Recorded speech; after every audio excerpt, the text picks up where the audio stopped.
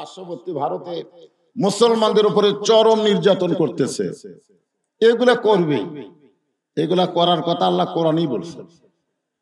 আল্লাহ রাসূল একটা হাদিসে বলেছে, এমন একটা জামানা আসবে যে জামানায় আগুনের আংটা হাতে রাখা সহজ হবে, কিন্তু ঈমান রক্ষা করা বড় কঠিন হবে।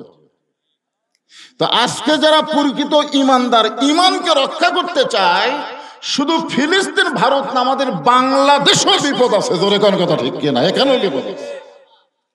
আজকে কোরআনের হক কথা যখন আপনি বলবার যাবেন, তখন অনেকে বলবে কোরআনে আবার রাজনীতি আছে, ইসলামে আবার রাজনীতি আছে, এরকম কথা অনেকে বলতেছে। জোরে কোন কথা ঠিক কিনা?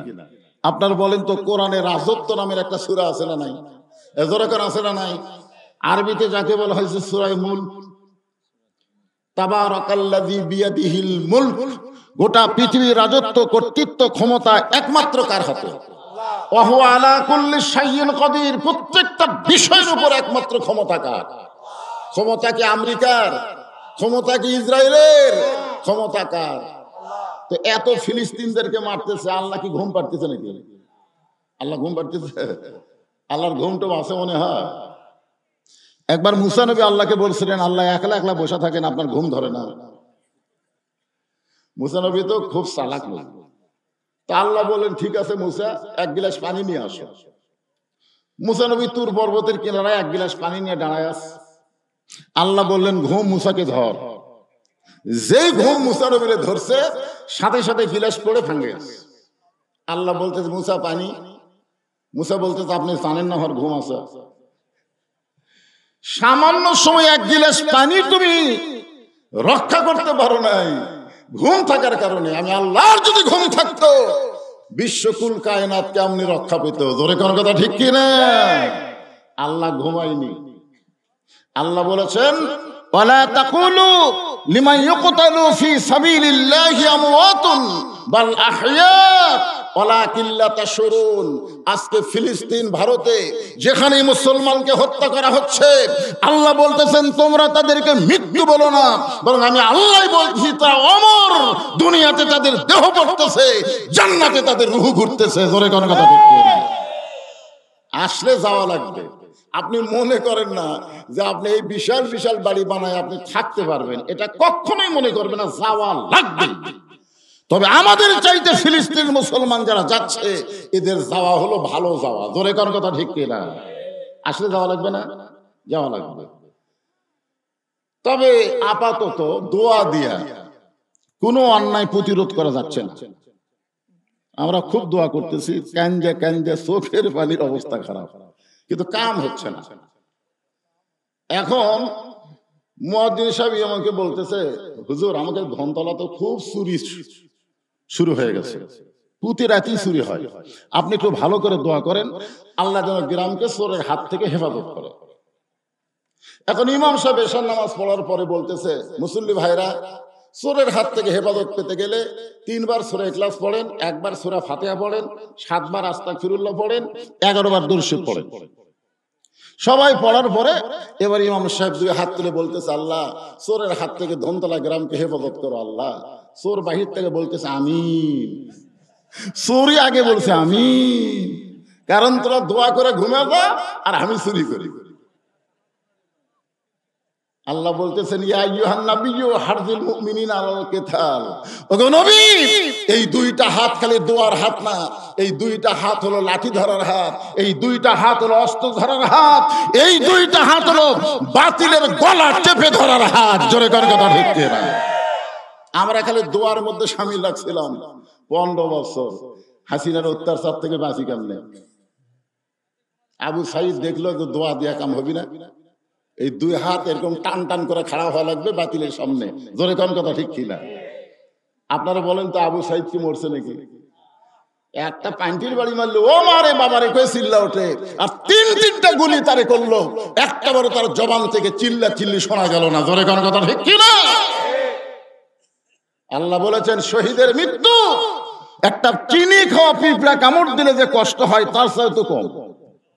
তার মানে বোঝা গেল আবু সাইদের জীবনের বিনিময়ে বাংলার মানুষ বুঝলো দোয়া দিয়ে হাসিনাকে তাড়ান যাবে না, হাসিনার বিরুদ্ধে আমাদেরকে সংগ্রাম করা লাগবে। জোরে কোন কথা ঠিক না? 2000 ছাত্র জনতা জীবন দিল। হাসিনা যখন পুলে গেছে ওই সময় একটা ভিডিও প্রকাশ পাচ্ছে, আপনারা দেখছেন? দেখেননি? ওই ভিডিও দেখা গেল দুই বোন যাচ্ছে, একটা হলো শেখ রেহানা, সে মাটির দিকে তাকায় তাকায় হাঁটতেছে, আর হাসিনা খেলে চারিদিকে এইভাবে দেখতেছে, আর মনে মনে একটা গুনগুন করে গান গাচ্ছে, চলতে পথে 2 দিন থামিলাম, যাবার কালে এক সামসার দেখা না পাইলাম। যাওয়া লাগবে, আমাদেরকে যাওয়া লাগবে। জোরে কোন কথা ঠিক কিনা? যাওয়া লাগবেই তো, দুনিয়াকে থাকার জায়গা নেই। যাই যেটুকু হায়াত সেইটুকুর মধ্যেই তাকে থাকতে হবে, তার বেশি থাকার চিন্তা করা যাবে না। গতকাল ভারতের এক উগ্রপন্থী নেতা বলেছে বাংলাদেশকে আমাদের সাইজ করতে 15 মিনিট লাগবে না। আমাদের সাইজ করতে আজকে আবার ফেসবুকে দিছে ওর কেউ অস্ত্র কত আর হামাকের কি আছে। আরে পাগলারা, মুসলমান অস্ত্র দিয়ে যুদ্ধ করে না, মুসলমানের যুদ্ধ হয় ঈমান দিয়ে। তোরে কোন কথা ঠিক কি না? ইব্রাহিম নবীর ঈমানের কাছে নমরুদের আগুন যেমন কিছুই করতে পারে নাই, মুসা নবীর ঈমানের কাছে সাগর যেমন রাস্তা হয়ে যায়, বাংলার মুসলমান যদি ঈমানদার হয় ওদের বোম আমাদের জন্য আল্লাহ মিষ্টি বাঙ্গি তরমুজ বানায় দিবে। জোরে কোন কথা ঠিক কি না? মালওয়ানের বাচ্চারা এত সাহস করিস না, 15 মিনিট খালি ঢুকে দেয়। আমি এক ওয়াজে বলেছি প্রত্যেকটা যুবকেরা, হিন্দুরা যখন বাংলাদেশে ঢোকার নিয়ত করেছে, তোমরা 2.5 হাত একটা করে লাঠি বানাও আর কাছে একটা করে খুর রাখবে, খুর। ওরা ঢুকবে, লাঠি দিয়ে পাড়ে ফেলে দিয়ে আমরা খুর দিয়ে কেটে দেবো, গোড়া কাটবো না, আগা কাটা পল্টা দেবো। এর নাম হলো খাতনাই মুসলমান। আমার ওয়াজ খালি বাংলাদেশে চলে না, আমার ওয়াজ গোটা পৃথিবীর সব জায়গায় চলে। ধরে করার কথা ঠিক কি না? ওরা বুঝবার পারছে ঢুকবি অত সহজ না। ভাগ্য গুণে আমরা একটা পাইছিলাম, মনে হয় বেশি দিন আর থাকবি না। ইউনুস নবীরে খাইল মাছেতে গিলিয়া, ফেরেশতা পাঠাইলেন আল্লাহ ইসমে আজম দিয়া, দমে দমে সে হরদম পড়ে সে ইসমে আজম, মাছেরই উদর হইতে বাঁচাইলা প্রাণ। সবাই বলেন আল্লাহু আল্লাহু আল্লাহু, শেষ করা তো যায় না গেয়ে তোমার গুণগান। একটা মাছ ইউনুস নবীকে পেটের মধ্যে তুলেছিল কিন্তু হজম করবার পারেনি। আজকে বাংলাদেশের ক্ষমতার চেয়ারে অস্থায়ী ভাবে যিনি আছেন তার নাম ইউনুস। কথাকার নাম কি? ভারত যখন হাসিনারে পাওয়ার পরে আবল তাবল বলা শুরু করলো, এই ইউনুস ভারতকে বুড়ে আঙ্গুলে দেখায় চিনত গেল। জোরে কোন কথা ঠিক কিনা? আজকে তিস্তা ব্যারেজ যে ভারত ফারাক্কাবাদে বাংলাদেশকে মরুভূমি বানাবার চাইছে, এখন চীন এসে চুক্তি করে তিস্তা ব্যারেজ আগামীতে হয়ে যাচ্ছে। আলহামদুলিল্লাহ বলে। কি ভাবতেছে? আজকে তুরস্ক বলতেছে ভারত অস্ট্রেলিয়া বাড়াবাড়ি করিস না, গোটা বাংলাদেশে অস্ত্র দিয়ে ভরে দেবো। এখন কথা ঠিক কিনা? আমরা কলে বা পুড়ে যখন টিপ দেবো ওরা ভগবান কয়ে মরে দেবে, আর আমরা যদি কলে বা পুরা টিপ দিয়ে গুলি খাই তাহলে আমাদের মৃত্যু হবে না, আল্লাহ আমাদেরকে শহীদ হিসাবে কবুল করে নিবে। ধরে কোন কথা ঠিক কিনা? হ্যাঁ, ভাগ্য গুণে আমরা আল্লাহর প্রশংসা করার 2 নম্বর কারণ হলো আমরা বিশ্ব নবীর উম্মত হবার পারছি। কোন কারণে হাসরের ময়দানে যদি আমরা ঠেকে যাই, এটা আবার লাভ দিয়ে উঠলো কারা? ঠেকে যাওয়া বুঝেন না? মানুষ কয় না কোনো কারণে যদি ঠেকে যাস আমি আছি, এ কথা কয় কি কয় না? তখন আপনার আর কোনো টেনশন থাকে? কোন কারণে যদি আমরা ঠেকে যাই, তা আল্লাহ আমাদেরকে এমন একটা নবী দিচ্ছেন, তিনি শুধু নবী না, আছেন আমার মুক্তার আছেন আমার ব্যারিস্টার, শেষ বিচারের হাইকোর্টেতে তিনি আমায় করবেন পার। আমরা পাপী রাসূল জাবিন্দার। আল্লাহ যখন হাকিম হয়ে আমাদেরকে আসামি বানায় বিচার শুরু করবেন, ওই সময় আমাদের নবী আমাদের পক্ষে ওকালতি করে, বারিস্টারি করে, আমাদেরকে জামিন করে, সুপারিশ করে জান্নাতে পৌঁছে দিবে। এমন একজন বিশ্বনবীর উম্মত হওয়াতে আপনারা খুশি না বেজার? তাহলে জবান করে আরেকবার বলি আলহামদুলিল্লাহ। এখন আসেন যে কোরআন থেকে আপনার তাফসীর শুনবেন, আমি সেই কোরআন থেকেই কয়েকটা আয়াত আপনাদের সামনে তেলাওয়াত করেছি। এই কোরআনের প্রথমেই আল্লাহ বলেছেন জালিকাল কিতাব, এটা এমন একটা কিতাব লা রাইবা ফি, যার ভিতরে কোনো সন্দেহ নাই। এখন আপনারা অনেকে মনে করতে পারেন, হুজুর 1500 বছর আগে যখন কোরআন নাজিল হয়েছিল ওই সময় সন্দেহ ছিল না, কিন্তু এত বছর যাওয়ার পরেও কি সন্দেহ ঢোকেনি? যেরকম বাংলাদেশে কিছু কিছু বক্তা ওয়াজে আসাই বলে এটা জাল হাদিস, এটা জাল হাদিস, এটা জাল হাদিস, বলে কি বলে না? আজ পর্যন্ত কেউ বলেছে এটা জাল আয়াত, এটা জাল আয়াত কেউ বলছে? কেন বলেনি? না বলার পিছনে কারণ হলো ইন্না নাহনু নাযালনা যিকরা ওয়া ইন্না লাহু লাহাফিজুন। আল্লাহ বলেছেন এই কোরআনকে আমি জিকির হিসেবে নাজিল করেছি, আর কোরআন হেফাজতের দায়িত্ব স্বয়ং আমি আল্লাহ নিজেই নিয়েছি। জোরে করে সুবহানাল্লাহ। কিয়ামত পর্যন্ত এই কোরআনের একটা নুকতা পর্যন্ত পরিবর্তন হবে না। জোরে কোন কথা ঠিক কি না? কিন্তু শর্ত হলো হুদাল্লিল মুত্তাকিন। এই কোরআন থেকে হেদায়েত নেবার গেলে পাইকারি হারে সবাই পাবে না। কোরআন থেকে হেদায়েত নেবার গেলে মুত্তাকি হওয়া লাগবে। জোরে কোন কি হওয়া লাগবে? কারণ নবী যখন কোরআন তেলাওয়াত করতেন তখন আবু জেহেল কিন্তু সারা রাত কোরআন তেলাওয়াত শুনতেন, সারা রাত। সকালবেলা যা মিটিং এর মধ্যে বলতো এত সুন্দর কোরআনের বাণী, রাতটা কোন দিক দিয়ে গেল আমি বুঝবারই পারি না। সুবহানাল্লাহ। আচ্ছা আপনার বলেন তো, আবু জেহেল কি কোরআনের বিরুদ্ধে কথা? বিরুদ্ধে কথা? এত সুন্দর কোরআনের বাণী, রাতটা কোন দিক দিয়ে গেল আমি বুঝবারই পারি না। তা আবু সুফিয়ান বলতেছে, নেতা, যেই কোরআন শুনতে রাত কোন দিক দিয়ে যায় বোঝা যায় না, সেই কোরআন ধরলে অসুবিধা কি? না শুনলেই যদি এত মজা হয় তাহলে এটা ধরার মধ্যে লাভ আছে না নাই? আবু জেহেল বলতেছে হক কথা রে, হক কথা জোরে বলা যাবি না, হাসিনার শাসন চলতেছে, তুই আমার কাছে আয়। আবু সুফিয়ান যে কাছে গেছে কানে কানে বলতেছে এই কোরআন ধরলে আমাদের মতন ভুয়া নেতাগিরি আর চলবে না, আসল নেতা হয়ে যাবে আব্দুল্লাহর এতিম পোলা। আজকে নবী নাই, এই কোরআনকে যদি গ্রহণ করা হয়, আল উলামা ওয়ারাসাতুল আম্বিয়া, আলেমরা হলো নবীদের ওয়ারিস, তাদের হাতে নেতৃত্ব যাওয়ার কারণে আবু জেহেল মার্কা দল যারা করে তারা চিরদিন কোরআনের বিরুদ্ধে চারণ করবে। জোরে কোন কথা ঠিক? এই কোরআনের বিরুদ্ধে চারণ করবে কিয়ামত পর্যন্ত 3 শ্রেণীর মানুষ। কয় শ্রেণীর? কোরআন যেন কোনো কালি বিজয় না হয়। কোরআন তেলাওয়াতের মধ্যে থাক, ওয়াজের মধ্যে থাক, অসুবিধা নেই। কোরআন আপনি ওয়াজ করেন, কোরআন তেলাওয়াত করেন। আজকেও 123টা দেশের মধ্যে বাংলাদেশের একজন হাফেজ ফার্স্ট হয়ে গেছে। জোরে করে সুবহানাল্লাহ। এমনকি সৌদি আরব, কুয়েত, কাতার পর্যন্ত পারেনি। যে এলাকা আল্লাহ কোরআন নাযিল করছে সে এলাকার হাফেজরা আমাদের বাংলাদেশের হাফেজের কাছে ফেল মারা গেছে। 123টা দেশের মধ্যে বাংলাদেশের হাফেজ কোরআন তেলাওয়াতে ফার্স্ট। মানে পড়ার দিক দিয়ে আমাদের বাংলাদেশে 1 নম্বর। পড়ার দিক দিয়ে। কি দিক দিয়ে? পড়ার দিক দিয়ে। আপনি প্রত্যেক বছর স্বর্ণ পদক নিয়ে আসেন, কোনো সমস্যা নাই।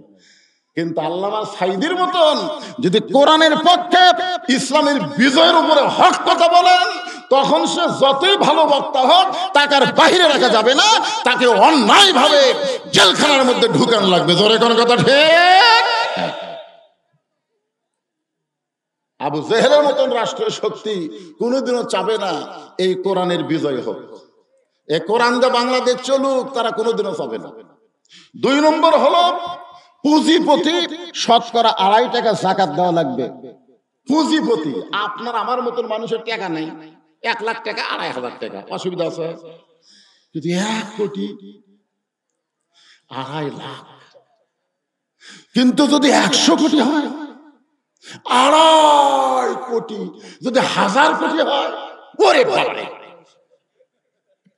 এই 1000 কোটি যে সমস্ত পুঁজিপতি আছে এরা কোনোদিনও চাবে না বাংলাদেশে আল্লাহর কোরআনের বিজয় হোক, কারণ বিজয় হলেই গরিবের পার্সেন্ট গরিবদের বাড়িতে গিয়ে ধোয়া দিয়ে আসা লাগবে। জোরে কোন কথা ঠিক কি না? তুমি টাকার মালিক না মিয়া, আল্লাহ তোমার টাকা দিছে। টাকার মালিক কে দিছে? আমানত স্বরূপ দিছে। অথচ টাকা পায় মনে করছে আমার টাকা। ওরা কোনোদিনও চাবে না যে আল্লাহর কোরআনের বিজয় হোক। 3 নম্বর হলো ধর্ম নিয়ে যারা ব্যবসা করতেছে। জোরে কোন কি নিয়ে? আমার দয়াল বাবার দরবারেতে কেউ ফিরে না খালি হাতে। ধর্ম নিয়ে যারা ব্যবসা করতেছে তারা কখনোই চাবে না কোরআনের বিজয় হোক, কারণ কোরআনের বিজয় হলে ধর্ম নিয়ে কোনো ব্যবসা করা যাবে না। জোরে বলেন কথা ঠিক কি না? এই 3 শ্রেণীর মানুষ আমাদের বাংলাদেশে আছে না নাই? আপনাদের মধ্যেও এতগুলা মানুষের মধ্যেও থাকতে পারে। ওরা তো আমার ওয়াজে শুরু হলি চুলকানি উঠবে, লাভ নাই। এখন আর হাসিনা নেই, আগে অ্যাঙ্গেলে হক কথা করছি, এখন অ্যাঙ্গেলের দিন শেষ, ডাইরেক্টের বাংলাদেশ। জোরে কোন কথা ঠিক কি না? এখন ডাইরেক্ট কথা হবে, যা হয় হয়ে যাবে। আল্লাহর একজন মস্ত বড় পয়গম্বর। ভাইজান কষ্ট হলেও শোনেন, কষ্ট হলেও আপনারা কথা বলেন না। কথা বললে আপনার নাম দিয়েছেন তাফসির মাহফিল। এখন আয়াতের এই জিকির মানে আমরা এক একজন এক একটা বুঝি। আসলে তো জিকির মানে এক এক জায়গাত এক এক রকম। যখন আল্লাহ বলতেছেন ইজা নুদিয়া লিস-সালাহ মিন ইয়াউমিল জুমআহ ফাসআউ ইলা যিকরিল্লাহ, এই জায়গা জিকির একটা আলাদা শব্দের অর্থ। আবার অন্য জায়গায় আল্লাহ বলতেছেন ইয়া আইয়ুহাল্লাযীনা আমানু উযকুরুল্লাহা যিকরান কাসীরা, এই জায়গাতে আবার জিকির মানে আলাদা। জিকির শব্দ ঠিকই আছে, কিন্তু অর্থ আবার আলাদার দিকে নিয়ে যাওয়া লাগবে। তো যে আয়াত আমি তেলাওয়াত করলাম এটা বুঝাতে গিয়ে আপনাদের যেটা বলতেছে একটু মনোযোগ দিবেন। আল্লাহর একজন মস্ত বড় পয়গম্বর, নাম হলো নূহ আলাইহিস সালাম। জোরে বলেন নাম কি? শুকনা জায়গায় নৌকা বানাচ্ছেন। এখন আপনারা কবেন হুজুর আবার নৌকা? আওয়ামী লীগের এক নেতা বলেছিল আমাদের নৌকা নিয়ে আবল তাবল বকো না, আমাদের নৌকা হলো নূহ নবীর নৌকা। পৃথিবীতে সর্বপ্রথম যে যানবাহন আল্লাহ দিয়েছে, এই যানবাহনের ইঞ্জিনিয়ার হচ্ছে আল্লাহ, মিস্ত্রি হচ্ছে একজন আল্লাহর নবী। জোরে কান সুবহানাল্লাহ। আর যানবাহনের নাম হলো নৌকা। জোরে কান নাম কি? আরো জোরে। আজ স্বপন থাকলে খুবই খুশি হবে। কে আর এর বিরুদ্ধে আমি না বুঝাই লাগছি, ই তো ওয়াজ তাসে নৌকার মিছিল করতেছে। এমন সময় একজন বুড়ি মানুষ লাঠিতে ভর দিয়ে এসে বলে বাবা নূহ, এই শুকনা জায়গায় নৌকা বানানোর কারণ কি? নূহ বললেন বুড়িমা, বন্যা নামক একটা গজব হবে। বন্যা নামক একটা গজব। জোরে কোন কি হবে? এই গজবে গোটা পৃথিবী ধ্বংস হয়ে যাবে। কেবলমাত্র নৌকার ভিতরে যাদের জায়গা হবে তারা ধ্বংস হবে না, কেবলমাত্র তারাই ধ্বংস হবে না। বুড়ি বলতেছে বাবা নূহ, গজবে সবাই যদি নৌকায় উঠতে চায়, তোমার ছোট্ট নৌকার মধ্যে কি সকলের জায়গা হবে? নূহ নবী বললেন বুড়িমা, এই নৌকার শর্ত হলো ঈমানদার বান্দা বান্দি যারা নৌকার ভিতরে জায়গা পাবে তারা, বেঈমানদের জায়গা নৌকায় হবে না। এখন বোঝা গেল আওয়ামী লীগের নৌকা আর নূহ নবীর নৌকা এক না। এক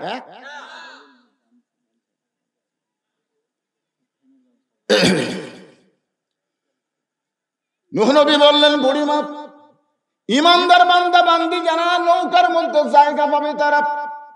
বুড়ি বলতে জানিও নৌকার মধ্যে জায়গা চাই। সঙ্গে সঙ্গে নূহ বললেন তাহলে আপনি পড়েন লা ইলাহা ইল্লাল্লাহু নূহু নবিয়ুল্লাহ। আমরা মুসলমান, কোন নবীর নামে কলমা পড়তে আমাদের কোন আপত্তি আছে? কিন্তু খ্রিস্টানদের আছে, ইহুদিদের আছে।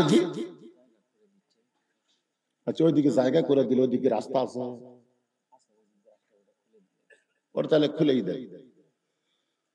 ভাইজান, আপনাদের কষ্ট, যাদের দাঁড়িয়ে থাকতে হচ্ছে এই সাইডে জায়গা করতেছে, বসে।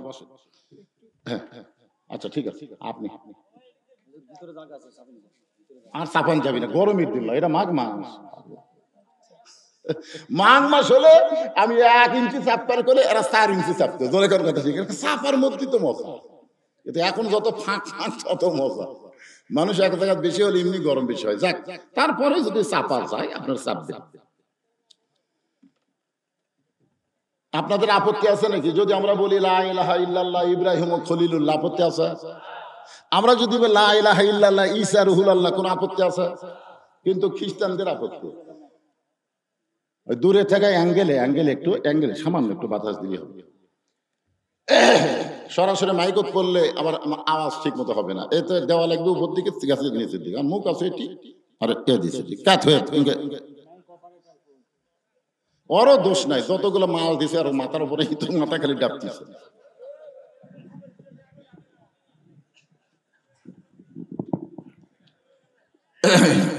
হ্যাঁ, আপনার একটু ধৈর্য নিয়ে শোনেন ভাইজান। নূহ বললেন, বুড়িমা আপনার আর কোনো টেনশন নাই, বন্যা নামক গজব যখন শুরু হবে তখন আমি আপনার হাতটা ধরে নৌকায় উঠাইয়া নিব। সঙ্গে সঙ্গে বুড়ি বললেন, আলহামদুলিল্লাহ ওয়াশকুরু লি ওয়ালা তাকফুরুন। শুকরিয়া আদায় করতে হবে কার? আল্লাহ। যদি না করেন তাহলে কুফরি হবে। এখানে বুড়ির বলা দরকার ছিল, বাবা নূহ তুমি খুবই ভালো মানুষ, বন্যা গজবে তুমি আমার হাত ধরে নৌকায় উঠাবা, তোমার মতন ভালো মানুষ কেউ নাই। কিন্তু বুড়ি কিন্তু নূহ নবীর প্রশংসা না করে প্রশংসা করলেন কার? কেন করলেন? কারণ ঈমান গ্রহণ করার পরে ঈমানই তাকে বলে দিচ্ছে, ঈমান যদি তোমার ভিতরে রাখতে চাও আল্লাহ ছাড়া অন্য কারো প্রশংসা করা যাবে। এজন্য যারা হজ করেছে তারা কিন্তু, এক হাজী সাহেব আমাকে বলতে, হুজুর আপনি কি রাজনীতি ছাড়া কোনো ওয়াজ জানেন না? আমি বললাম, কেন হাজী সাহেব? বলে, আপনার ওয়াজে গেলি আপনি ভালোই ওয়াজ করেন হুজুর, কিন্তু মাঝে মাঝে দুই একটা এমন সাইজের কথা কোন আমার কলজাত লাগা যায়। আমি বললাম, হাজী সাহেব আপনি তো হজ করবার যা রাজনীতি করছেন। হাই সাহেব বললেন, আউযুবিল্লাহ, হজ করবার যা রাজনীতি কোন করলাম?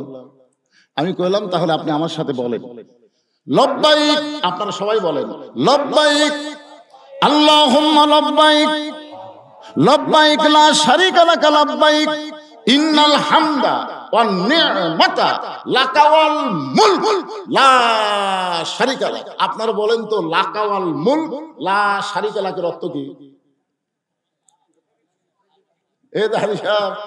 আপনি যে আল্লাহর কাবা সামনে নিয়ে ঘোষণা করে আসলেন, রাজনীতির ভিতরে, রাজত্বের ভিতরে একমাত্র আল্লাহ ছাড়া অন্য কাউকে আমি স্বীকার করি না।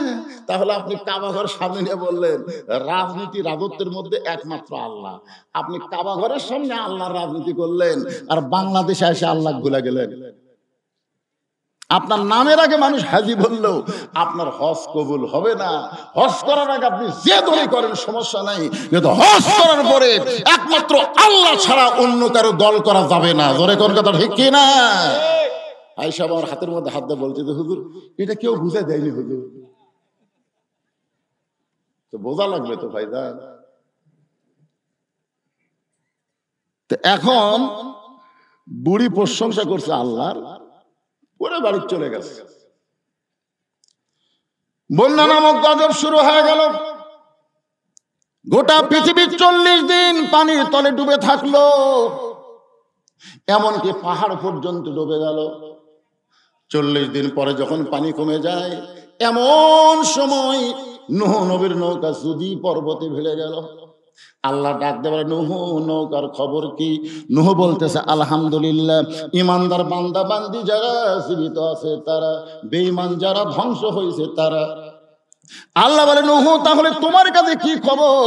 নূহ বলতেছে এই নৌকার মধ্যে আমরা যারা আছি তারাই মাত্র জীবিত, নৌকা ছাড়া যারা বাহিরে তারা কেউ দুনিয়াতে আর জীবিত নেই। আল্লাহ বলে, নূহ তাহলে বুড়ির খবর কি? নূহ বলতেছে আল্লাহ আমার মনই নাই। কি বুঝলেন? বিপদে পড়লে একটা নবী পর্যন্ত ভুলে যায়, আর আপনি পীর ধরে বসে আছেন। আপনি মনে করতে দেন পীর ধরছি রে, আমার কোনো টেনশন নাই। তোর বাবাই জান্নাতে যাবি কিনা আগে সেইটা চিন্তা করা লাগবে। জোরে খান কথা ঠিক কিনা? বিপদে পড়লে নবী পর্যন্ত ভুলে যায়। নূহ বলতেছে আল্লাহ বুড়ির কথা আমার মনেই নাই। আল্লাহ বলে তাহলে বুড়ির অবস্থা কি? বলে সবাই যখন মরে গেছে বুড়িও মরে গেছে। আল্লাহ কয় নূহ আজগুবি কোনো কথা বলা যাবে না। আজগুবি, আপনাদের এলাকায় আজগুবি মানে কি? ফাও কথা। আমার বিরুদ্ধে অনেকে কয় হুজুর এত টাকা নিয়ে কি করে, রাত গেলি এত টাকা চাষ করলে বসে গল্প, তার কিছু নেই। এটাই এই বলবি দাদা আসবি এই টাকা নিয়ে দেবে রে।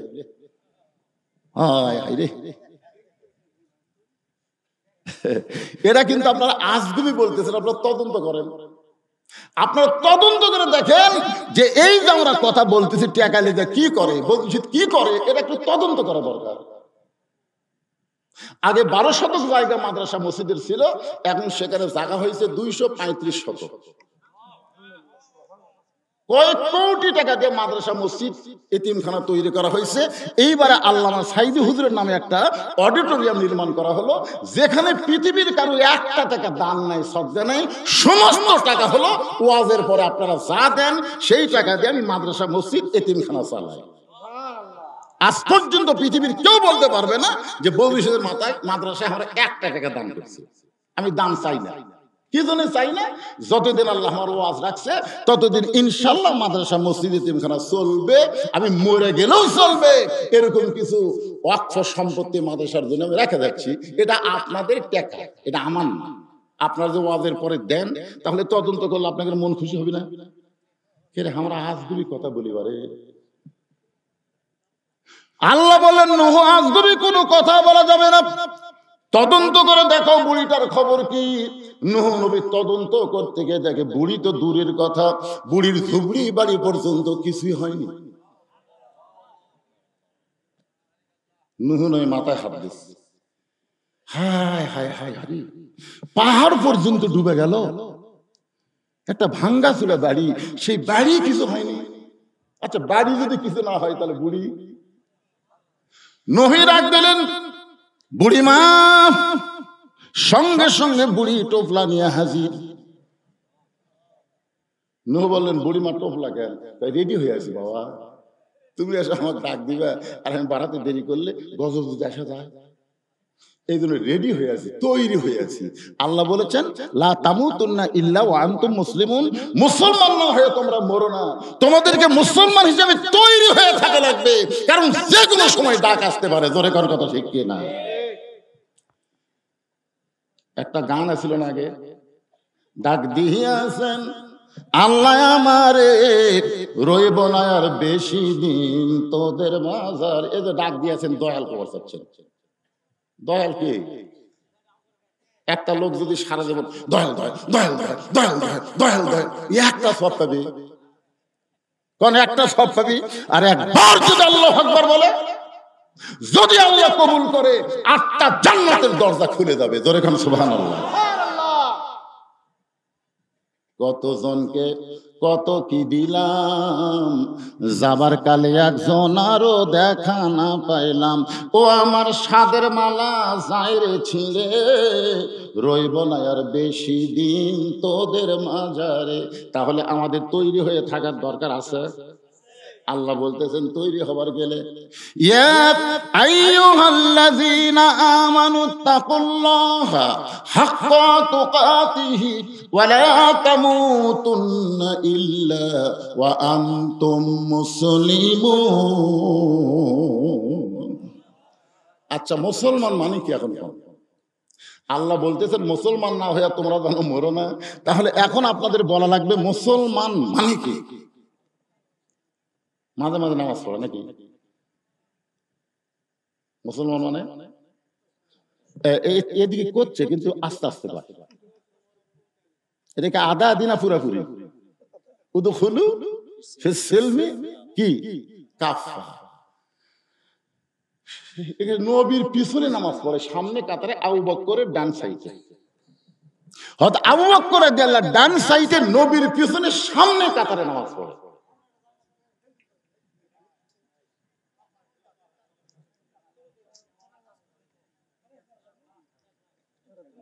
একটু ধৈর্য, আজকে ওয়াজই হবে, কিছুক্ষণ পরে আসবে ইন্নাল্লাহা মাআস সাবিরিন। কিছুক্ষণ সে আয়াত পড়িনি, এটার উপর তো মারাত্মক ওয়াজ হবে। সোলের মা হবি, ধৈর্য নেই, কেবল প্রসব বেদনা উঠছে, তোর পায়ের তলে সন্তানের জান্নাত। তুই মা হয়ে যদি চিল্লাচিল্লি করিস আর সিজার করিস, তাহলে পায়ের তলে জান্নাত হবে। সিজার করলে জান্নাত হবে না। এটা আমাদের মতন, আমরা যে কয়টা উপর বসে আছি সব কয়টা নর্মালে হচ্ছে।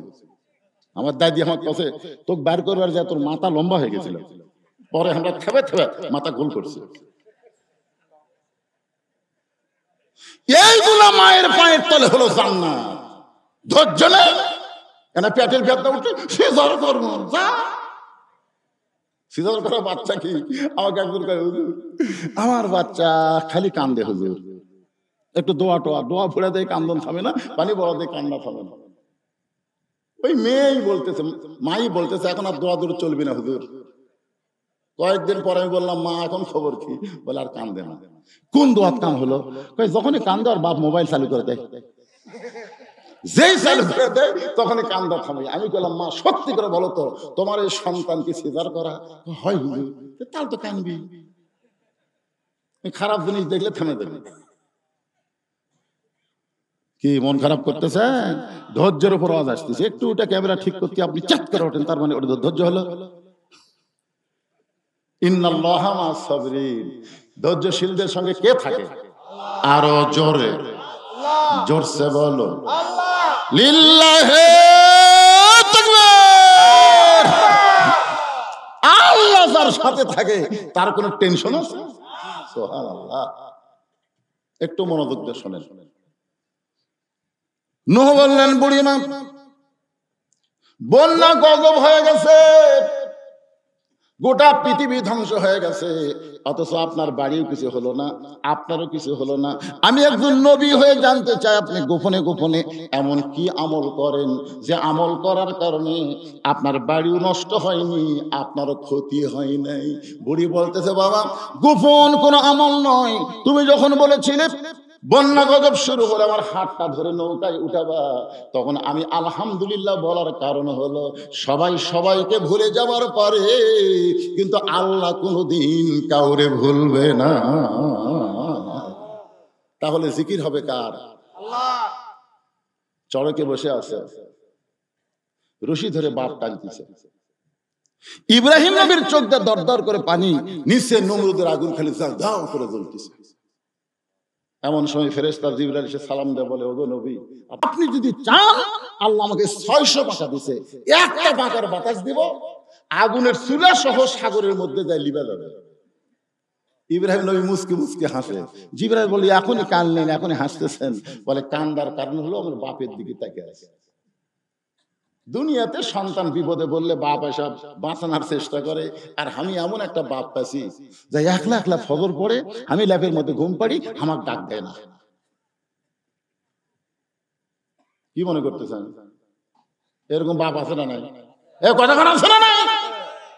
জোহরের নামাজ পড়তে একলা একলা মসজিদে যাই, দুপুরে ভাত খাওয়ার সময় বেটাকে ডাকতেছে, বাবু আসো ভাত খায়, আসো বাবা। দুই কান্দের ফেরেশতা, আল্লাহ এই কত বড় শয়তান, নামাজ যখন গেল একলা একলা গেল, আর খাবার সময় বেটাক ডাকতেছে, নামাজের সময় ডাকতে পারে না।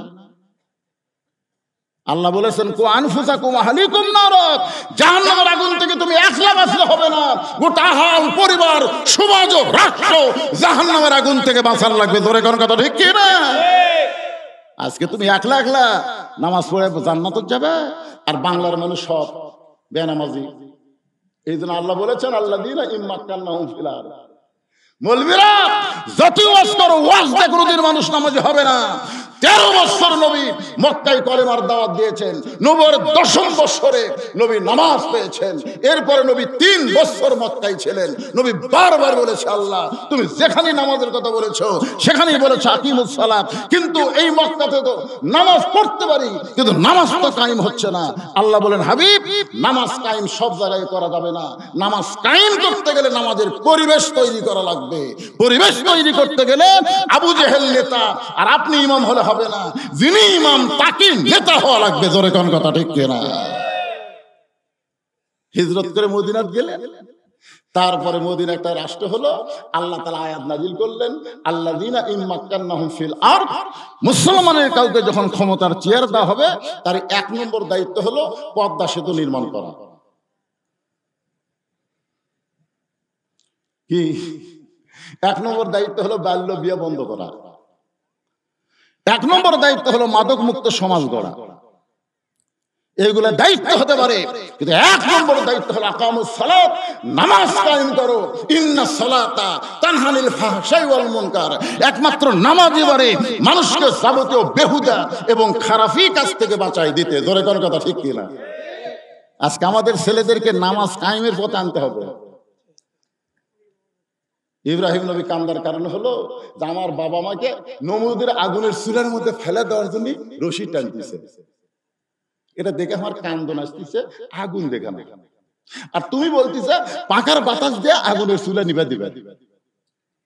তুমি জানো না ইব্রাহিম, হাসবি আল্লাহ নিমাল ওয়াকিল ওয়া নিমাল মাওলা ওয়া নিমান নাসির। আমার ঈমান বলতেছে আমি সে আল্লাহর জিকির করি যে আল্লাহ আগুনের মধ্যে পুরানোর পাওয়ার দিছে। নমরুদ আগুন জ্বালাবার পরে কিন্তু পুরানোর পাওয়ার নমরুদের হাতে নেই, পুরানোর পাওয়ার কার হাতে? আমি সে আল্লাহর জিকির করতেছি, দেখে আল্লাহ কি করে। আগুনের মধ্যে যখন পড়ে যাচ্ছে এমন সময় আল্লাহ বললেন, কুলনা ইয়া নারু কুনি বারদাও ওয়া সালামান আলা ইব্রাহিম ফাযকুরুনি আযকুরকুম। এইটাই হলো জিকির, সর্ব অবস্থায় আল্লাহর প্রতি খেয়াল করা। ভারত বলে দিল পেঁয়াজ বন্ধ, আলু বন্ধ, চিনি বন্ধ। বাংলাদেশের মানুষ 1000 টাকা কেজি পেঁয়াজ পাবি না, কয়নি? বন্ধ করে দেয়নি? এ কথা কন না কেন? আলু বন্ধ, পেঁয়াজ বন্ধ, চিনি বন্ধ। আপনারা বলেন তো এগুলা বন্ধ করার পরে বাংলাদেশে এইগুলা জিনিসের আবাদ কম হচ্ছে না বেশি হচ্ছে? কারণ মানুষ এতদিন টাকা ছিল ভারতের দিকে, এবার টাকা আছে আল্লাহর দিকে। এবার আল্লাহর দিকে তাকাতে দেখে আল্লাহ কি করে। আমাকে এক লোক বলতেছে শিবগঞ্জ আমার শ্বশুর বাড়ি, আমাকে কয় হুজুর এতদিন মাটি সরে আলু বার করা লাগছে, আজকে মাটি ফাটে আলু বাড়াচ্ছে। আলু আমি রমজান মাসে পেঁয়াজ কিনবার বাজারে তো আমি যাই না, হঠাৎ একদিন গেছি, তো পেঁয়াজওয়ালাকে বললাম ভাই 100 টাকার পেঁয়াজ দেন। তো পেঁয়াজওয়ালা আমার ব্যাগের দিকে তাকা কয় হুজুর 100 টাকার পেঁয়াজ আপনি কাট নেবেন? তখন আমি বললাম কে ভাই ব্যাগো ব্যাগো তুমি তাই হুজুর 100 টাকার 5 কেজি।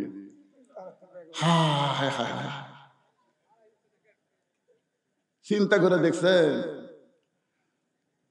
জিকির করবো কার?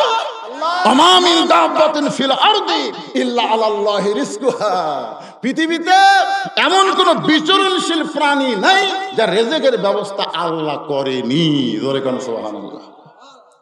এরপর আল্লাহ বলতেছেন ইয়া আইয়ুহাল্লাযীনা আমানুস্তাঈনু বিস-সাবরি ওয়াস-সালাহ ইন্নাল্লাহা মা'আস-সাবিরিন।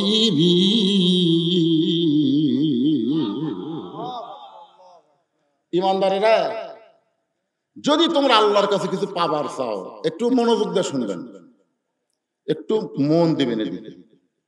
যদি তোমরা আল্লাহর কাছে কিছু পাবার চাও তাহলে ধৈর্য আর নামাজের মাধ্যমে চাও। আপনারা বলেন তো নামাজের আগে আল্লাহ ধৈর্যের কথা কেন বললেন? অন্য জায়গায় আল্লাহ বলেছেন কদ আফলাহা মান তাযাক্কা ওয়া যাকারা ইসমা রাব্বিহি ফাসাল্লাহ। এশার নামাজ পড়ে হযরত আলী দাঁড়ায় গেছে। আল্লাহ রাসূল বলেন, আলী কি জন্য দাঁড়ালা? আলী বলতেছে, হুজুর আপনি একদিন বললেন 10 জন সাহাবীকে আল্লাহ তাআলা দুনিয়াতে জান্নাতের সার্টিফিকেট দিয়েছে, তা আমার নাম কি তার মধ্যে আছে? আল্লাহ রাসূল কয়, আলী তুমি 10 জনের মধ্যে 4 নম্বরে আছো। 1 নম্বর আবু বকর, 2 নম্বর ওমর, 3 নম্বর ওসমান, 4 নম্বর আলী, 5 নম্বর আব্দুর রহমান ইবনে আওফ, 6 নম্বর হলো জুবাইর, 7 নম্বর তালহা, 8 নম্বর সাদ ইবনে আবি ওয়াক্কাস, 9 নম্বর আবু সাইদ, আর 10 নম্বর হলো ওবাদা ইবনুল জাররাহ। এই 10 জন হলো আশারে মুবাশশারা, মানে দুনিয়াতে জান্নাতের সার্টিফিকেট পাচ্ছে। সমস্ত সাহাবীরাই জান্নাতি। কোরআনের আয়াতে আল্লাহ বলেছেন, রাদিয়াল্লাহু আনহুম ওয়া রাদু আন যালিকা লিমান খাশিয়া রাব্বা। যাদের পিছনে রাদিয়াল্লাহু তাআলা আনহু আছে তাদের সকলকে আল্লাহ বিনা হিসাবে জান্নাত দিয়ে দিবে। সুবহানাল্লাহ। তাইলে বলতেছে, হুজুর আজ থেকে যদি আমি নামাজ বাদ দেই, মনে করেন আল্লাহ তোমার জান্নাতের সার্টিফিকেট দিয়েই দিয়েছে, যদি আজ থেকে আমি নামাজ বাদ দেই, এরপরেও কি আল্লাহ আমার জান্নাত দিবি? রাসূল বলতেছে, আলী তুমি শুধু নামাজ না, তুমি যদি আল্লাহর সব বাদ দাও, এরপরেও আল্লাহ তোমাকে জান্নাত দিবে। আলী বলতেছে, হুজুর একদিন তার সবকিছু বাদ দেওয়া যায় না, আজ থেকে আমি ফজরের নামাজ বাদ দিলাম, আজ থেকে আর এই ফজর দিনে আসবো না, কারণ আমার এই 5 ওয়াক্তের মধ্যে ফজরটা একটু কঠিন লাগে। কি কারণ আপনাকে কঠিন লাগে না? লাগে না? মাশাআল্লাহ।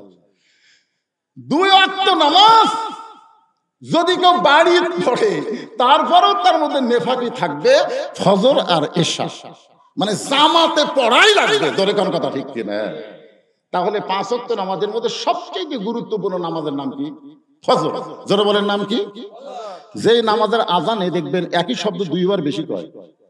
আমি যুবকদেরকে বলতেছি, কে বাবা যুবক তোমরা শুনবার পাও? ওরা 3টা পর্যন্ত ফেসবুক চালায়। ফজরের আগে এমন ঘুম ধরে, আযান আসসালাতু খায়রুম মিনান নাওম, ঘুম হইতে নামাজ অতি উত্তম। আযান শোনার পরে যারা ঘুমায়, এই আযান শোনার পরেও যারা ঘুমায়, তাদের অবস্থা কি কিছুক্ষণ পরে আমি বলতেছি। এমন দরদি ভাবে কেউ হবে না আমার মা, মা গো। আমরাও কিন্তু ধৈর্য ধরছি। হাসিনা যা অত্যাচার করছিল, আর ধৈর্য ধরিনি। হ্যাঁ, কি ধৈর্য বাড়ি। বিএনপি এত বড় দল, ইউনূস আসার পর থেকে খালি নির্বাচন নির্বাচন নির্বাচন। হাসিনা যদি না যেত 29 সালের আগে নির্বাচন যারা মুখ দেবার করবে তারপর ধরে নিয়ে যাবে। কথা কর না কেন? মন খারাপ করে না কে রে পাগলা, ইউনূস দে কয়দিন থাকবি রে ভাই রে। কি মরদ মানুষ। হ্যাঁ, আজকে দেখলাম গোটা পৃথিবীর মধ্যে টাইম ম্যাগাজিনে 100 জন প্রভাবশালীর আজকে তালিকা প্রকাশ করছে, তার মধ্যে নাই ডক্টর ইউনূসের নাম আছে। গোটা পৃথিবীতে 7 জন মানুষ একাধারে 3টা পুরস্কার পাচ্ছে, তার মধ্যে একটা হলো ডক্টর ইউনূস, যিনি ডোনাল্ড ট্রাম্পের কাছে গেলে ডোনাল্ড ট্রাম্প দাঁড়ায় থাকে, তাকে চেয়ার দেয়। এই মরদক চিল্লা না বারে। কে সুদ খায়? কে বলে রে সুদ খায়? নিজে বলেছে, আমি গ্রামীণ ব্যাংকের কর্মচারী ছিলাম, ব্যাংকের মালিক যদি সুদ খায় আমি বেতন খাইছি, বেতন না জানা একটা কথা বলা যাবে না। 84 বছর বয়স, 85 বছর চলতেছে, মরদের হাঁটুন দেখছেন? এইবার ঈদের দিনে মাথার টুপি দিয়ে যখন ঈদগার মাঠে গেছিল,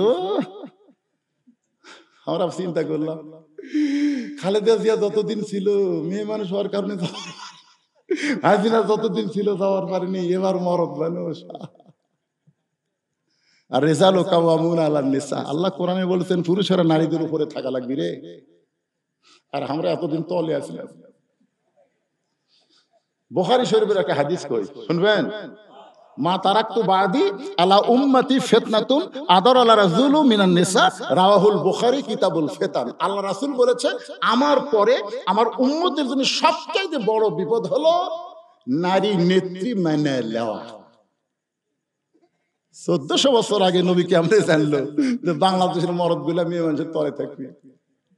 খালি খালেদা হাসিনা না, প্রত্যেকটা বাড়িতে একটা করে প্রধানমন্ত্রী হচ্ছে। জোরে কোন কথা করে মরদ যখন হুড়াহুড়ি লাগে তখন মরদ ঘর যে শুয়ে থাকে, ভোগ কয় লাগে একেবারে অন্যা বুঝলেন মাজা পেঁচিয়ে হাই রে হাই। এ মায়েরা শোনেন, জোরে কোরআন তেলাওয়াত করলে সেই কোরআন যদি পরপুরুষ শুনতে পায় আপনাদের পর্দা খেলাপের গুনাহ হবে। জোরে কোরআন তেলাওয়াত করলে। আর ঝগড়া করলে কি হবে? ওই মরদের কি হবে যার বউ ঝগড়া করতে যায়? আল্লাহ কোরআন রাসূল বলেছেন আদ-দায়ুসু লা ইয়াদখুলুল জান্নাহ, দায়ুস কোনদিনও জান্নাতে যাবে না। লা ইয়াদখুল লা ইনফিজান। দায়ুসকে দায়ুস হলো সকল পুরুষ যাদের অধীনে নারীরা পর্দা করে না। নবীর অধীনে যেমন তার বিবি ছিল, তার মেয়েও ছিল যতদিন বিয়ে হয় নাই। 9 বছরের মেয়ে ফাতেমা ঘরের মধ্যে ঢুইকা দেখে নবী হাতের মধ্যে 2টা ছুরি দিয়ে মুচকি মুচকি হাসতেছে। এই দৃশ্য দেখার পরে নবী আর ঘরের মধ্যে থাকলেন না। নবী যখন ঘর থেকে বাইরে যায়, ফাতেমা চমকে গেল। আমার বাবা ঘরের মধ্যে ঢুকে আমাকে মা মা বলে আদর করে, সেই বাবা কেন ঘর থেকে বাইরে যায়? বারান্দায় গিয়ে দেখে নবীর চোখটা দর দর করে পানি পড়তেছে। ফাতেমা বলে, বাবা কি দুঃখে আজকে আপনি এমন করে কাঁদতেছেন? রাসূল বলে, ফাতেমা যে দুনিয়াতে সাজবে মা, আল্লাহ তার আখিরাতের শ্বাস কমায়া দিবে। সঙ্গে সঙ্গে ফাতেমা হাতের চুরি খুলে মাটির ঠাইলা দেয়। নবী দৌড়ে গিয়ে 2টা চুরি নিয়ে কুড়ে নিয়ে পকেটের মধ্যে ঢুকিয়ে দেয়। ফাতেমা বলে, বাবা এই চুরি হাতে দেওয়ার কারণে আপনি ঘরে ঢুকলেন না, সেই চুরি ফাইলা দিলাম, আপনি কেন কুড়ে পকেটে ঢুকাইলেন? রাসূল বলে, ফাতেমা এই চুরি যত্ন করে রাইখা দিব মা, একদিন তোর নাকে নাকফুল পরাবো, একদিন তোর কানে কানের দুল পরায় দিব, একদিন তোর গলায় মালা পরায় দিব। ফাতেমা বললেন, কবে কবে? আল্লাহ নবী বললেন, যেদিন তোমার বিবাহ হবে। ও ফাতেমা, মেয়েরা কেবল মাত্র এক ব্যক্তির জন্য সাজতে পারবে, সেই ব্যক্তি হলো তার স্বামী। স্বামী ছাড়া অন্য কোনো পুরুষের জন্য নারীরা সাজতে পারবে না। আবার মায়েরা যাদের স্বামী বিদেশে গেছে, বিদেশে কষ্ট করে টাকা পয়সা কামাই করতেছে, আপনি আমানত স্বরূপ বাড়িতে থাকবেন মা, দুনিয়ার কোনো পুরুষ মানুষ যেন আপনাকে দেখতে না পায়। স্বামীর সঙ্গে সাইজা গুইজা থাকবেন, অন্য কোনো পুরুষের জন্য কোনো নারীরে সাজা জায়েজ। জোরে বলবেন জায়েজ। তাহলে বাড়ির থাকে পাগলি, এটি হলুদ ভেরাত হচ্ছে, এটি কালি ভেরাত হচ্ছে। আর যখন কোনো জায়গায় যাবি বেড়াবার, ওরে বাবা রে, কথা প্রসঙ্গে কথা আসতেছে, একটু শোনেন। ইন্নাল্লাহা মা'আস সাবিরিন, ধৈর্যশীলদের সঙ্গে কে আছে? এরপর আল্লাহ বললেন, ওয়ালা তাকুলু, এটাই কিন্তু শেষ আয়াত, এটাই আমার ওয়াজের শেষ পয়েন্ট। ওয়ালা তাকুলু লিমান ইউকতালু ফি সাবিলিল্লাহি আমওয়াতুন বাল আহয়াউ ওয়ালাকিন লা তাশউরুন। আচ্ছা, একটা মানুষের নাম কই তো আপনারা দেখেন তো, বুঝার পারেন কিনা? লোকটার নাম হলো মীর কাসেম আলী। নাম শুনছেন? মীর কাসেম আলী। ওনার উকিল গিয়ে ওনাকে বলতে, স্যার আজকে রাত 12টায় আপনার ফাঁসি হবে। আজকে রাত 12টায় আপনার কি হবে? ফাঁসি হবে। মীর কাসেম আলী বলতেছেন, আলহামদুলিল্লাহ আলহামদুলিল্লাহ, মুসকি মুসকি হাসতেছে আর বলতেছে আলহামদুলিল্লাহ। উকিল, এখন কয়টা বাজে? এখন তো 9:30 বাজে স্যার। তাহলে 9:30 বাজলে তাহলে এখনো 2.5 ঘন্টা। বলে, হ্যাঁ স্যার, এখন 2.5 ঘন্টা পর আপনার ফাঁসি হবে। তো মীর কাসেম আলী বলতেছে, খামাখা 2.5 ঘন্টা বসে থাকে কি লাভ? আমি 2 ঘন্টা ঘুম পারি। যদি এত না পাই তুমি আমার ঘুম থেকে ডাক দিবা, কিন্তু এই কথাটা খেয়াল করবেন। কয় ঘন্টা ঘুম পারবো? যদি এত না পাই উকিল, তুমি আমাকে ঘুম থেকে ডাক দিও 8 ঘন্টা আগে। উকিল মনে মনে চিন্তা করে, ওরই হবি ফাঁসি আর উই দিবি ঘুম আর হামাক লাগবি টাকা। এই মনে হয় ফাঁসি চিন্তা পাগলা হয়ে গেছে। উকিলের নাম হলো তাজুল ইসলাম। উকিলের নাম কি? তাজুল ইসলাম। উনি ঘর থেকে মনের দুঃখে বের হয়ে গেছে, ফাঁসির কন্ডম সেল থেকে বের হয়ে গেছে। 2 ঘন্টা পরে আইসা দেখে মীর কাসিম আলী ঘুম পাড়তেছে, নাক ডাকতেছে আর ঘুম পাড়তেছে। হায় হায় রে, 8 ঘন্টা পরে লোকটার ফাঁসি হবি আর যে হারে ঘুম পাড়তেছে। পায়ের আঙ্গুল লড়াইছে, চেতন পাবে। চেতন ভাই বলতেছে, ভাই 12টা বাজে গেছে নাকি? না স্যার, আপনি যা করছিলেন 8 ঘন্টা আগে তাক দিয়েছি। আলহামদুলিল্লাহ। ওযু করে 2 রাকাত নামাজ আদায় করে এই কোরআন শরীফ থেকে 2টা সূরা তেলাওয়াত করলেন। একটা সূরা মূল আর একটা হলো মুজাম্মিল। 2টা সূরা তেলাওয়াত করে ফাঁসির কন্ডম ছেলে, যে পাঞ্জাবিটা সবচাইতে ভালো, ওইটা পরে চিরুনি দিয়ে মাথা হাসড়ায় বলে, উকিল একবার আমার দিকে তাকায় দেখো তো আমারে কেমন লাগতেছে। পাঞ্জাবি গায়ে দিয়ে মাথার চুল হাসড়ে বলে, উকিল রে আমারে কেমন লাগতেছে। উকিল কান্দার বলে, স্যার আপনি কি শ্বশুর বাড়ি যাবেন? আপনার ফাঁসি হবে।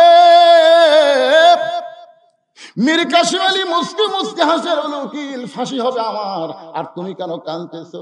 তুমি কি জানো 2 ঘন্টা ঘুমের ভিতরে আল্লাহ পাক আমাকে রেজাল্ট জানাইছে। এই দুনিয়াতে যাদেরকে অন্যায় ভাবে হত্যা করা হবে, অন্যায় ভাবে ফাঁসি দেওয়া হবে, তাদের মৃত্যু হবে না। দুনিয়াতে ফাঁসির মঞ্চ থেকে আল্লাহ তাদের জন্য 8টা জান্নাতের দরজা খুলে দিবে। বাজার, আজকে ফিলিস্তিনের মা সন্তান জন্ম দেওয়ার পরে বলে, আল্লাহ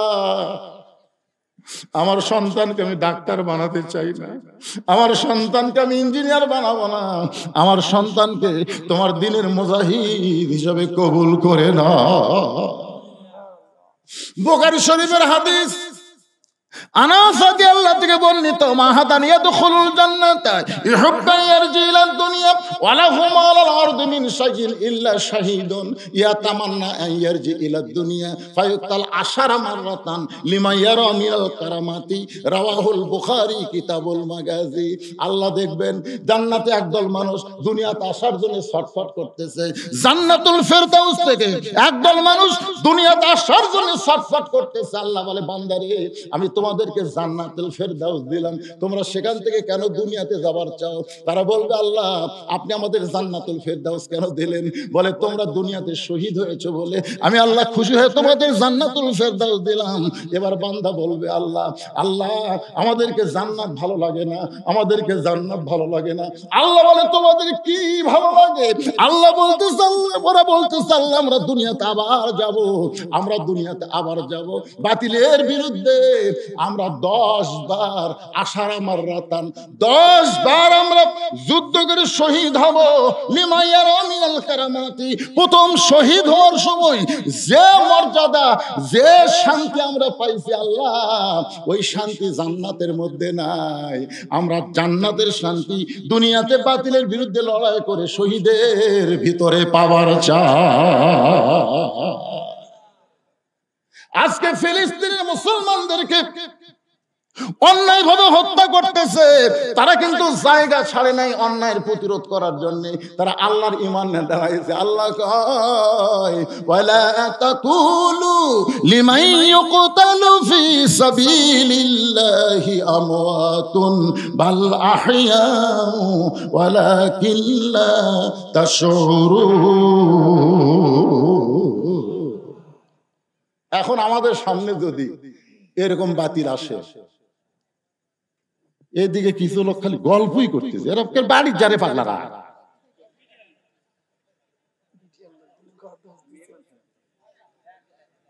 আজকে কি বলেন, খালি পুরুষের ওয়াজ হচ্ছে, মেয়েদের ওয়াজ হয়নি? এজোর এখন হয়নি ভাইজান। যে কয়টা আয়াত তেলাওয়াত করছি, এই কয়টা আয়াত আমি চিন্তা করছি একটা ব্যাখ্যা করতে গেলে কমপক্ষে 2 ঘন্টা লাগবে। আমি একটা ঘড়ি ধরে 2 ঘন্টা আপনাদের সামনে কথা বলবো। আল্লাহ, এই অসুস্থ মানুষ, আমি যখন এখানে আসি তখন আমার ডায়াবেটিস মাপে দেখি 21.8। আমার মনেই হচ্ছিল না যে আজকে আমি আপনাদের সামনে কিছু বলতে পারবো। তো যাই হোক, জিকির করতে করতে আসলাম। আসার পরে টেস্ট পাইয়া আমি আপনাদের এই বসার চেহারা দেখে, তারপরে একবার যখন কারেন্ট গেল, মাইক চালু হচ্ছে না, আবার মাইক গেল, তখন আপনার ধৈর্যের পরিচয় দিয়েছেন। আপনার ওটা বসা করেননি। ইন্নাল্লাহা মা'আস সাবিরিন। আজকের এই মাহফিলটা আমাদের ধৈর্যশীল হিসাবে কবুল করে আল্লাহ আমাদের পক্ষে থাক, সঙ্গে থাক। সবাই বলে আল্লাহুম্মা আমিন। ভাইজান, যারা যেখানে দাঁড়িয়ে আছেন, যদি একটু বসা যায়, কারণ মোনাজাতের সময় বসা মোনাজাত করা হলো আদবি। যদি একটু বসা যায় তাহলে আপনার একটা আল্লাহর রাস্তায় বসেন, আর যদি না বসা যায় দাঁড়িয়ে থেকে মোনাজাতে শামিল হবেন। আস্তাগফিরুল্লাহাল্লাযী লা ইলাহা ইল্লা হুয়াল হাইয়ুল কাইয়্যুম ওয়া তুবু ইলাইহি। আল্লাহুম্মা সাল্লি আলা মুহাম্মাদ, আল্লাহুম্মা বারিক আলা মুহাম্মাদ, আল্লাহুম্মা সাল্লি আলা সাইয়্যিদিনা মুহাম্মাদ। বিসমিল্লাহির রহমানির রহিম। আমাদের বাপ মা যাদের কবরে গেছে, আজকের এই মাহফিল আমি খুবই খুশি যে এখানে কোনো প্রকার আদায় নাই, কোনো আদায় নাই। প্রবাসে যারা আছে তারা টাকা দিচ্ছে, এলাকার গরিব গুরবা যারা সাধারণ মানুষ তারা টাকা দিয়ে আজকের এই মাহফিল করতেছে। তাদের জন্য প্রাণ খুলে আমরা একটু দোয়া করার দরকার আছে না নাই? দরকার আছে না নাই? সবাই একটু হাত তুলে আল্লাহুম্মা আমিন। আল্লাহুম্মা আনতাস সালাম ওয়া মিনকাস সালাম তাবারাকতা ইয়া যাল জালালি ওয়াল ইকরাম। মাবুদ, কঠিন গরমের ভিতরে চাপাচাপি করে তোমার হাজারো বান্দা বান্দিরা আরামের ঘুম, বাড়ির ফ্যানের বাতাস বাদ দিয়া এই জান্নাতের বাগানে বসে দীর্ঘ সময় আলোচনা শুনেছি। মেহেরবানি করে আজকের মাহফিল আমাদের সকলের হেদায়েতের জন্য, নাজাতের জন্য, জান্নাতের জন্য কবুল করো। এই মাহফিলের শুরু থেকে শেষ পর্যন্ত যত আলোচনা হয়েছে আল্লাহ, এই আলোচনার মধ্যে যদি কোনো ত্রুটি হয়, যদি কোনো ভুল হয়, আল্লাহ তুমি মাফ করে দাও। আল্লাহ গো, এর যা হাদিয়া মঞ্জুর করো। ও মাবুদ, আমরা যারা হাত তুলেছি আল্লাহ, আমাদের জনম দুঃখিনী মা যাদের কবরে চলে গেছে, আল্লাহ আমাদের দরদের বাবা যাদের অন্ধকার কবরে চলে গেছে, বাবা মার কবরকে আল্লাহ জান্নাতের টুকরা হিসাবে কবুল করে দাও। সকলে বলেন রব্বির হামহুমা কামা রব্বায়ানি সগীরা। আমাদের দাদা দাদি, নানা নানি, আত্মীয় স্বজন, শ্বশুর শাশুড়ি, পাড়া পড়শি যারা অন্ধকার কবরে, সকল কবরবাসীদের আল্লাহ তুমি মাফ করে দাও। এই মাহমুদপুর ধনতলাকে আল্লাহ তুমি কবুল করে নাও।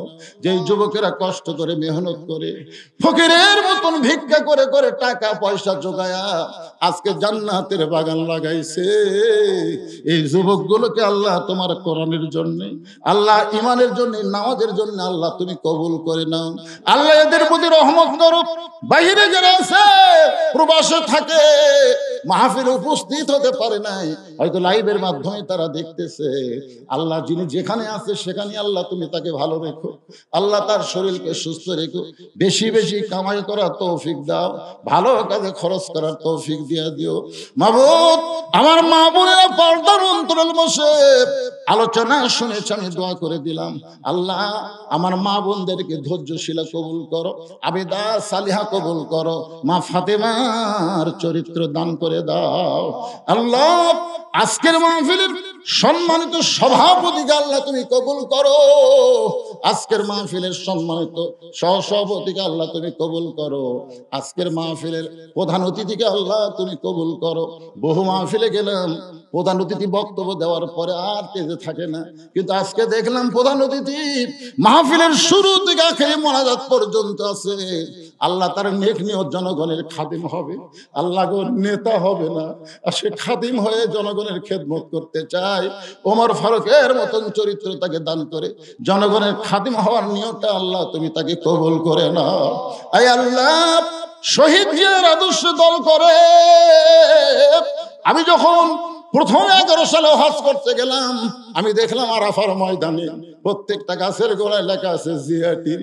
নিমের গাছের বাতাস যখন শরীরে লাগতেছে, মনে হয় জান্নাতের বাতাস হাজী সাহেবরা পাইতেছে। আল্লাহ সেই শহীদ প্রেসিডেন্ট জিয়াউর রহমানের বিএনপি দল, আল্লাহ গো, যিনি ধর্ম নিরপেক্ষতা থেকে লাথি দিয়ে আল্লাহর প্রতি পূর্ণ আস্থা বিসমিল্লাহির রহমানির রহিমকে সংবিধান করলেন, আল্লাহ তাকে তুমি কবুল করো। খালেদা জিয়া অসুস্থ অবস্থায় বিদেশের মাটিতে আছে, আল্লাহ তাকে তুমি সুস্থ করো। আল্লাহ গো, আমরাও যারা অসুস্থ অবস্থায় হাত তুলেছি আমাদেরকেও সুস্থতা দান করো। আল্লাহ কে কত দূর থেকে এসেছে আল্লাহ সকলকে আল্লাহ তুমি কবুল করো। মাবুদ রে, আমরা ফকির, তুমি হলো বাদশা। আল্লাহ দুনিয়ার কোন দরজায় ফকির ভিক্ষা না পাইলে আর একটা দরজার দিকে দৌড় দেয়, কিন্তু তুমি আমাদের আর কোনো দরজা নাই। আল্লাহ গো, তোমার দরজায় ফকির হয়ে দোয়া করি, এই ফকিরদেরকে আল্লাহ গভীর রাত্রে তুমি ফিরা দিও না। আল্লাহ তুমি কবুল করে না, আমাদেরকে মাফ করে দাও। আল্লাহ যারা কষ্ট করে মেহনত করে আল্লাহ আজকের মাহফিলে উপস্থিত হয়েছে, আল্লাহ সবাইকে তুমি মাফ করে দাও। কঠিন মুসিবতের সময় আমাদের ঈমানটা জারি রেখো। ফিলিস্তিন মুসলমানের জন্য আমরা কলিজা ফাটা কান্না নিয়ে দোয়া করি। আল্লাহ গো, আবিল পাখি দিয়ে তুমি আব্রাহা বাদশাকে ধ্বংস করেছো। আল্লাহ তোমার বাইতুল্লাহ তুমি ধ্বংস করতে আইছিল, তাদেরকে তুমি ধ্বংস করে দিছো। তোমার বাইতুল মুকাদ্দাস একই জায়গায় তুমি বলেছো সুবহানাল্লাহ আসরা বিআবদিহি লাইলাম মিনাল মাসজিদিল হারাম ইলাল মাসজিদিল আকসা। আল্লাহ ফিলিস্তিনের মুসলমানকে তুমি বিজয় দাও। আল্লাহ আব্রাহাকে যেমন ধ্বংস করে দিয়েছো, পৃথিবীর মানচিত্র থেকে ইহুদিদেরকে আল্লাহ তুমি ধ্বংস করে দাও। আল্লাহ আমাদের প্রতিবেশী ভারতে মুসলমানদের কষ্ট দেয়, মসজিদ ভাঙতেছে। আল্লাহ পরশুদিন দেখলাম একজন মুসলমানের দাড়ি কামাই দিচ্ছে, চোখের ভুরু পর্যন্ত কামাই দিচ্ছে। সেই দিন দেখলাম একটা বদনারী সে মেয়ের বোরকা খুলে নিচ্ছে। মাবুদ তুমি সব দেখতেছো, সব ক্ষমতা তোমার হাতে। আল্লাহ গো, আর মুসলমানদেরকে তুমি কষ্ট রেখো না। আল্লাহ মুসলমানদের বিজয় দাও, আমার বাংলাদেশের প্রতি রহম করো। আমাদের সবাইকে আল্লাহ তুমি মাফ করে মৃত্যুর সময় আমাদের জবানে জারি করে দিও লা ইলাহা ইল্লাল্লাহু মুহাম্মাদুর রাসূলুল্লাহ সাল্লাল্লাহু